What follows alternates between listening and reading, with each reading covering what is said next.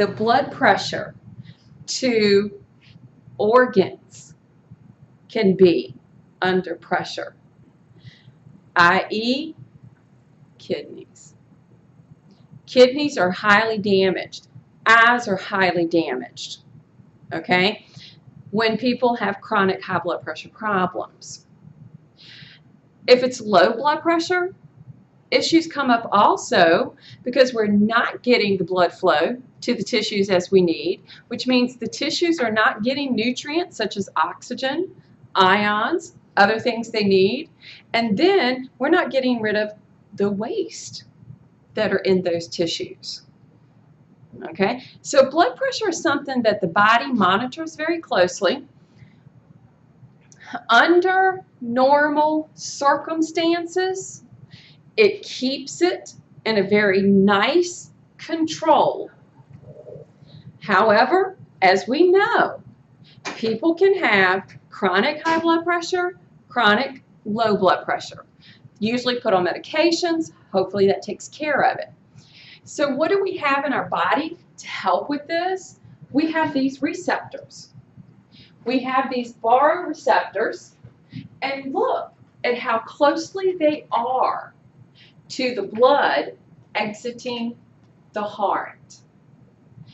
They are close, very close, to the arteries that begin to lead to the brain. Because any of those arteries that go up, they're serving the brain and the upper extremities. Once that aorta arches and begins to descend, it's for everything else. Why do I not want a high pulse of blood to my brain? You don't want to cause damage to the brain. I don't want the tissue damaged.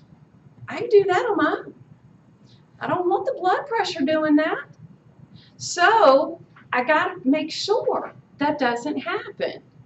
So what we get, this is a really good example of what this system is doing. We have these receptors. What they can pick up on is this pressure of the blood, and they can send their information to the area of the brain that can monitor it and make sense of this information, integrate it, send a response by which nerve? Vegas. My vagus nerve. You're going to find that the vagus nerve innervates every organ. So what it'll do is it will be monitoring this pressure of the blood. It will say, whoa, wait a minute, blood pressure's too high, and hopefully send a response so that when the heart beats, it's not as strong and the pressure decreases. And then if the pressure decreases too much, increase the strength of the contraction, and it does this all day long. All day long. This is a really good example. Do you guys remember negative feedback? I think it goes all the way back to chapter 1. What types of feedback do we have in our bodies?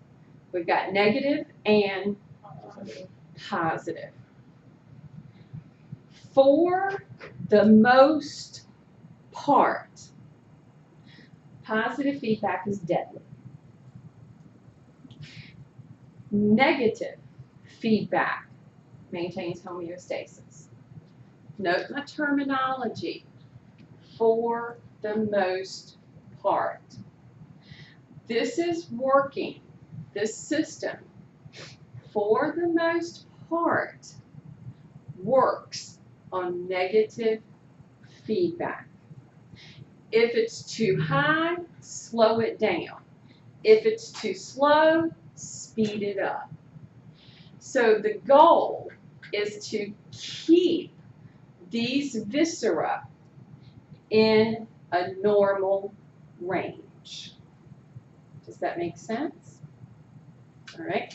So it does it based upon the reflexes, those visceral reflexes. We're going to find that we're going to have the two divisions.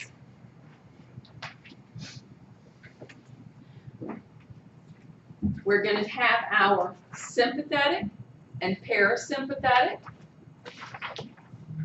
Most of the time, both divisions innervate an organ. The sympathetic division, prepare for activity. This means we increase heart rate, blood pressure, breathing rate, blood glucose levels. That gets into a whole different category. That's a whole different topic, but we'll get into it. Reduce blood flow to like the digestive tract. Send it to the muscles. Anything to get your body prepared to fight or flee. Okay, to fight or run. The parasympathetic is going to be our division that hopefully calms that down. So that as the speed up occurs, which is essential to life, okay, at the same time, we need to make sure that doesn't get out of hand. And the parasympathetic division's job is to hopefully come in and make it rest and digest.